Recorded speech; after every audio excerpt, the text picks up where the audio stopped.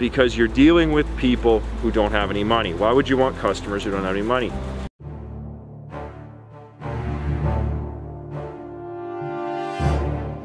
Hey, Stefan here. This video is rent-to-own real estate. Is it worth it?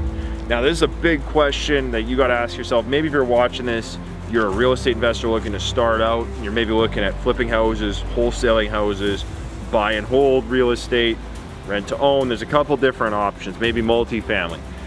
And you got to ask yourself, rent-to-own, is that really a business you want to be in? Now, when I started in real estate, I was looking at flipping houses, wholesaling, and rent-to-own. I also had some straight up rentals.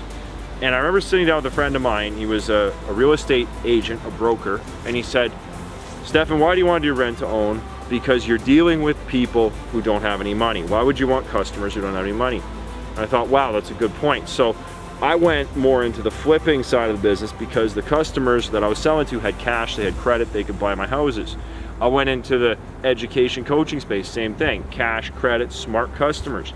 Rent to own, you're dealing with, these are the bruised apples. These are the people that their credit's bruised, their situation's kind of messed up, something happened, and you got to ask yourself, do you want to be a babysitter and deal with those kinds of people? Now, I will say this, on the flip side, you could go deal with renters. Renters, as I believe, are always messed up. They always got a problem, that's why they're renting. So the rent-to-own people, they're a little better than renters, but they still got problems. Now, here's the thing that happens rent-to-own. It's nice because you get cash up front. You get a nice big fat chunk of cash at the beginning of the deal. You get a little more cash flow, so you get better cash flow. But at the end of the deal, the problem is that buyer, that tenant buyer, may or may not buy the property. Now, if they do buy it, great. High five. You get a point, they get a gold star, you get some money, they get the house, everything's great. But more often than not with rent-to-owns, probably about half of them just simply don't work out because the people who live in those homes, the people you sold in rent-to-own, they're just crazy people. They do dumb stuff. A month before closing, they buy a brand new truck on credit. They do something dumb, they hurt themselves. I've done a few rent-to-owns myself. Not my favorite strategy.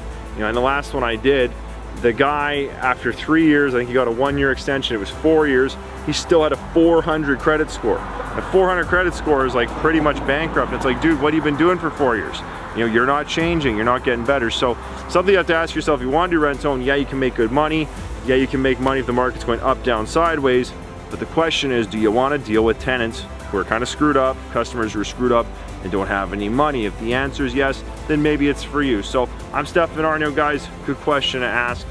Is rent-to-own something you really want to do? For me, not my favorite game, but I know lots of people, I have lots of students who've done very well with it. Leave the comments below, I want to hear from you. Are you doing rent-to-own? Is that something you want to do?